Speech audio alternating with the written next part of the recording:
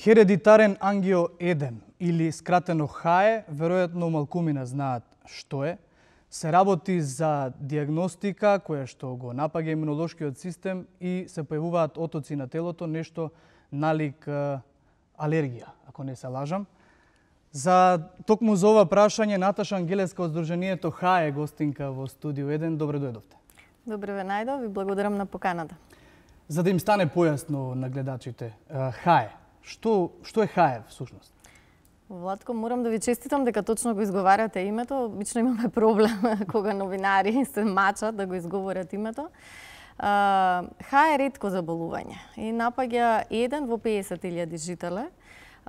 Во нашата држава до сега знаеме за 17 диагностицирани пациенти кои што се наоѓаат и во регистарот на ретки болести, од кои што 2 се дечиња. Меѓутоа имаме уште неколку потенцијални пациенти за кои што сега се врши диагностицирањето.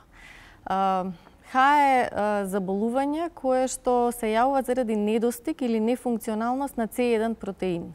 C1 инхибитор протеин, тоа е всушност тој механизам кој што го контролира имунолошкиот систем и кога некој човек го нема во доволни количини или кога тој е нефункционален, се јавуваат отоци кои што, како што рековте, може да личат на алергиски реакции, може да заличат на убоди од инсекти, може да се индицира кога има напади, односно отоци на внатрешните органи, дека станува збор за некое заболување од типот на напад на слепо црево, па имаме пациенти кои што не потребно биле изложени на хируршки интервенции.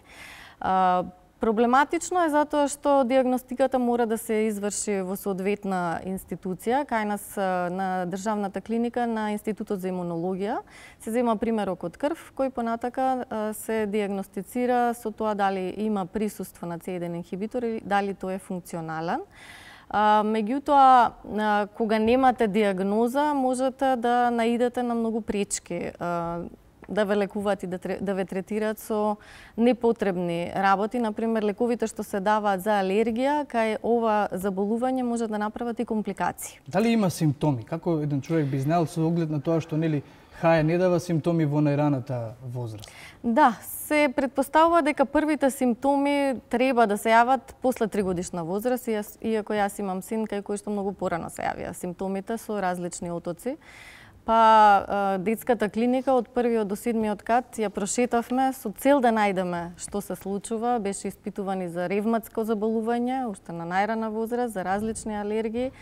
Меѓутоа, симптомите се тие, за жал, што заликуваат на секое друго алергиско заболување или пак ќе повторам, значи стомачни реакции кои што се со јаки болки, кои што подсетуваат на напад на слепо црево, затоа што се затвара дигестивниот тракт и имате покрај болки нагони за повраќање и едноставно нема прод на дигестивниот тракт. И колку време траат болките? Ако не се земаат лековите? Ако не се земаат лековите, траат и до 3 дена. Со тоа што се повлекуваат симптомите вообичаено после 4-тиот, 5-тиот или дури и 7-тиот ден.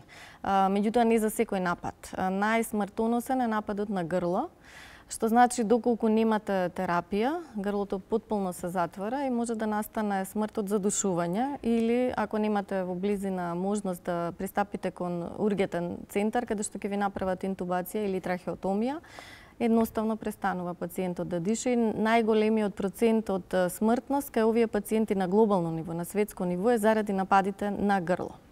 Но доколку се земаат лековите редовно? Ајде најпрво, која е потребната терапија, како се стигнува до тие лекови и што доколку не се земаат редовно?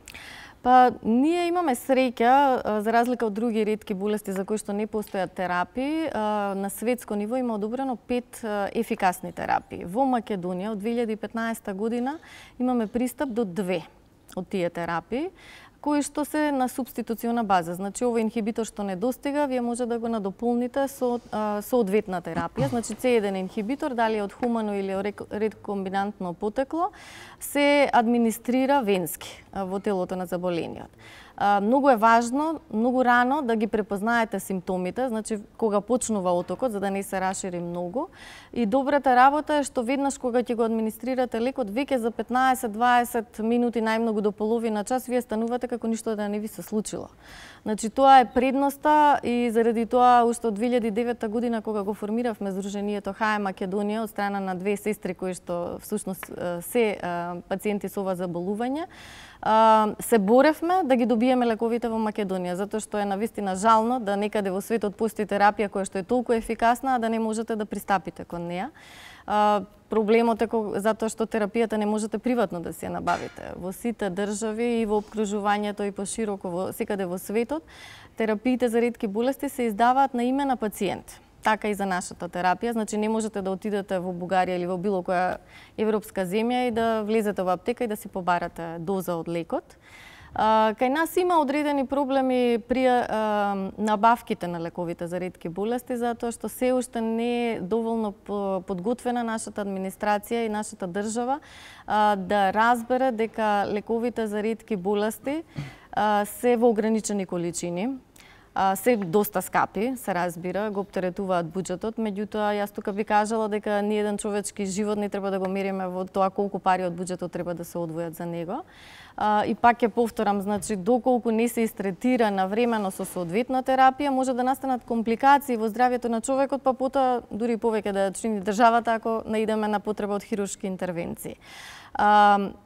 Има ли субституенти, доколку има луѓе кои што не можат да го набават лекот, бидејќи вие велите скапен, нели?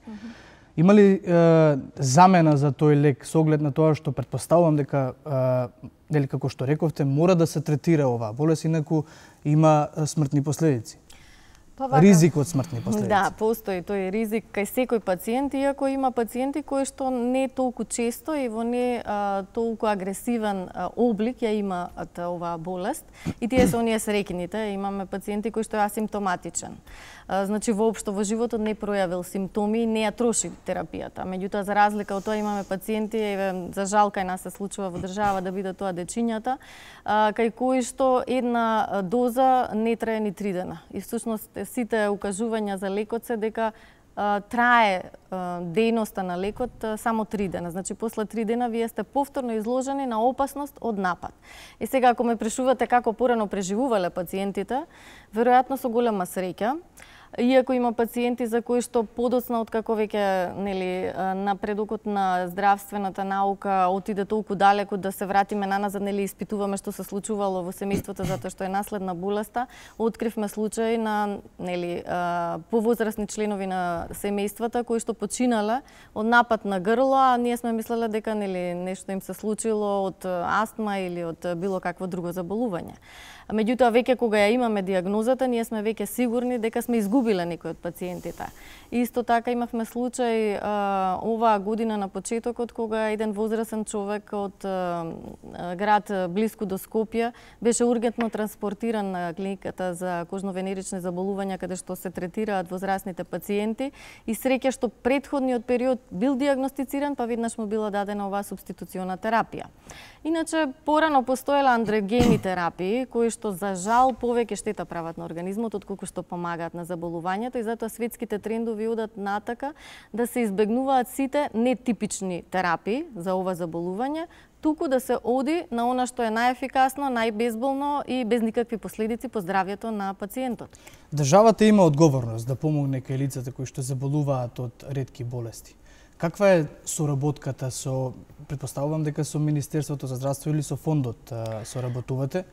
И дали има стратегија доволна државата или стратегија која што како пример од државите околу нас или во Европа може да се земе во Македонија и да се имплементира за лековите да бидат достапни за секој кој што ја има нели оваа диагностика? Па вака, сега морам да истакнам еден пресврт во односите на тоа како Министерството реагираше на барањата на нашите пациенти, затоа што во минатото навистина многу требаше да се убедуваме и разубедуваме зошто треба да се купува толку скапа терапија. Фондот за здравство не игра никаква улога затоа што сите пациенти со ретки болести всушност се ставени на терапии преку програмата за ретки болести. Тоа е посебна програма во рамки на Министерството за здравство и најголема улога тука има посебна комисија која што е номинирана и формирана од министерот за здравство, која што одлучува врз основа на медицинска документација кој пациент има право да влезе во регистарот на пациенти и понатака се одлучува за количините кои што му се доделуваат за терапија. Јас она што напоменав, имавме мали недоразбирање токму во однос на тоа што оваа диагноза е многу непредвидлива. Значи не можете да одредите месечна количина на терапија потребна за еден пациент. Морате да се вратите наназад да видите како тој пациент добивал напади во изминатата година и некаков просек да восстановите и со тие барања да се оди на комисија да се разгледуваат. На светско ниво постојат добри пракси, постојат и центри во, например, во Германија, постои центар во Унгарија, постои светски центар посветен само на хередитарниот ангиоедем во Сан Диего во Америка. И сите тие имаат всушност иста еднаква стратегија што ја викате вие, или тоа се протоколи за лекување на болните. И како што реков, најважно е да имате достапна терапија и тоа најдобро е да имате два различни вида на терапија заради случај кога се појавувало пациентот да не одговори позитивно на еден вид терапија, па да се има можност да се аплицира и другиот вид терапија, затоа и во Македонија ги имаме двете достапни терапии, а исто така и многу рано да почне да се третира за да не настануваат компликации и редовно да нема прескокнување. Значи не можете да третирате напад кој што ви е на грло, а ако за 3 дена добиете на рака, тоа не ве спасува од тоа дека не може да се прошири симптомоти на другите делови од телото, а и зошто да губат пациентите денови од одмор или денови од работа или од училиште дечињата. Ако ве прашам, еве бидејќи имате искуство во вашето семејство, ако ве прашам како му поминува денот на еден диагностициран со ХАЕ и дали се соочува со стигма од останатите и дали е способен воопшто да превзема активности, да кажеме училиште, работа, што? Да. Па интересното е што, например, еве ќе тргнеме од домашниот пример од мојот син. Значи он може да стане наутро, подготвен за училиште и да се сети дека ќе има испрашување или тест и тоа да му влијае многу на стресот. А стресот е главен тригер кој што предизвикува напад.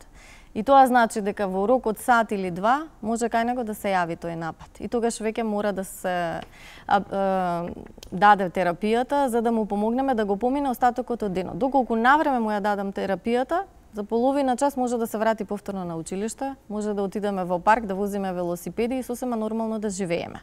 Тоа е доброто кај оваа диагноза.